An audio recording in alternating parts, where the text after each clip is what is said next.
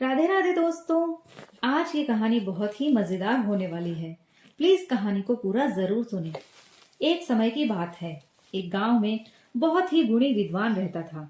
उसने चारों वेद पढ़े हुए थे और कई प्रकार के संस्कृत मंत्र भी जानता था। सभी लोग उसकी इज्जत करने लगे। वो कई जगह जाकर ज्ञान गोष्ठियों में हिस्सा लेता और अपने गांव का नाम ऊंचा करता था। इस प्रकार सबकी इज्जत मिलने से उसके दिल में अहंकार आ गया और उसने गांव के लोगों से नफरत करनी शुरू कर दी। वो छोटे मोटे गांव वालों से तो अब बात करना भी फिजूल समझता था। गांव के बड़े बड़े चौधरियों और पंडितों की भी उसने कई बार बातों बातों में बेइज्जती की। गांव वाले अब और सहन नहीं कर सकते थे, इसलिए गांव वालों ने सोचा कि इसका अहंकार तो तोड़ना ही पड़ेगा। उन्होंने तय किया और एक मिरासी, जो एक भांड होता है, जो अलग अलग तरह के कपड़े पहनकर भेष बनाकर लोगों का मनोरंजन करता है, उसे रंग बिरंगे कपड़े पहना दिए, जिससे ऐसा लग रहा था कि वो पढ़ पढ़कर कुछ पागल सा हो गया है। इस प्रकार उस मिरासी को अहंकारी विद्वान के साथ ज्ञान चर्चा करने के लिए तैयार कर दिया और गांव में ढिंडोरा पिटवा दिया कि शहर का एक बहुत ही बड़ा विद्वान आपके गांव के विद्वान की दूर दूर तक प्रशंसा सुनकर यहाँ आया है, जो जल्द ही आपके गांव के विद्वान से मिलकर ज्ञान पर चर्चा करेगा। जब ये ढिंडोरा उस अहंकारी विद्वान ने सुना तो उसे गुस्सा आ गया और उसने दिन और समय निश्चित करके स्थान आदि के विवरण के साथ ढोल पिटवा दिया कि वो फलानी जगह पर फलाने दिन फलाने समय पर उससे चर्चा करेगा। निश्चित समय पर गांव के सभी लोग इकट्ठा हुए और मिरासी और अहंकारी विद्वान को एक मंच पर बिठा दिया। पहला सवाल अहंकारी विद्वान ने किया और पूछा, श्रीमान जी, इस दुनिया में आदमी को रहते हुए कितने दिन हो गए हैं? मिरासी ने तुरंत उत्तर दिया, केवल 7 दिन। विद्वान बोला, वो कैसे? तो मिरासी ने उत्तर दिया, तो सुनिए, सोमवार 1, मंगलवार 2, बुधवार 3, गुरुवार 4, शुक्रवार 5, शनिवार 6 और रविवार 7। इससे ज्यादा अगर कोई 8वां दिन है तो कौन सा है जो आदमी ने इस धरती पर गुजारा है? मिरासी ने यह बात कही ही थी कि गांव के लोग इकट्ठे हुए और कई लोग हंसने लगे और विद्वान घबरा गया।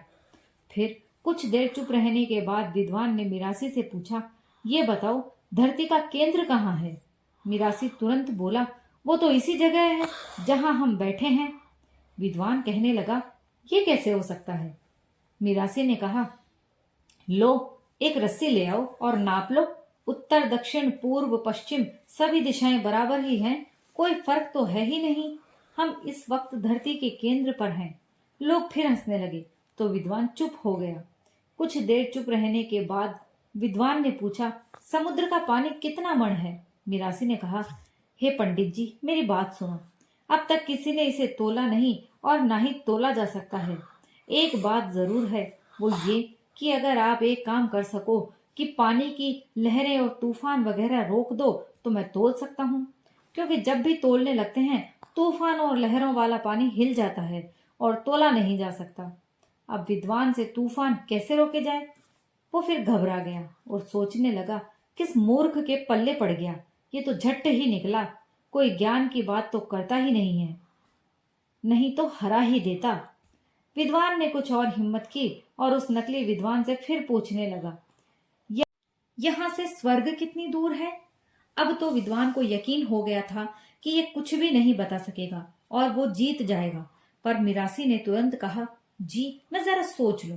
विद्वान कहने लगा, जल्दी बताओ। तो मिरासी ने कह दिया, महाराज, सिर्फ 2 इंच ही दूर है। विद्वान ने कहा, वह कैसे? तो मिरासी कहने लगा, जब हम सुबह नहा धोकर पूजा पाठ करने लगते हैं तो धीरे धीरे मुंह में पढ़ते हैं। अगर वो परमात्मा बहुत दूर होता तो हमें उसे सुनाने के लिए ऊंची आवाज में पाठ करना पड़ता, लेकिन अगर वह 2 इंच ही दूर होता है तो ही तो हम धीरे धीरे जाप करते हैं, क्योंकि वो सुन रहा होता है।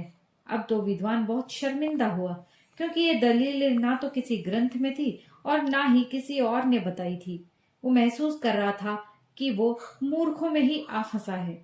अब उसने सोचा, चलो एक बार और आजमा लेते हैं, हो सकता है इस बार कुछ बात बन जाए। उसने मिरासी से कहा, भाई, ये बता कि स्वर्ग कितना लंबा और चौड़ा है? मिरासी ने उत्तर दिया, जी, सिर्फ 20,000 मील, 10 फरलांग और 3.5 गज। ये सुनकर विद्वान ने पूछा, वह कैसे? मिरासी ने तुरंत कहा, अगर शक हो तो माप कर देख लें।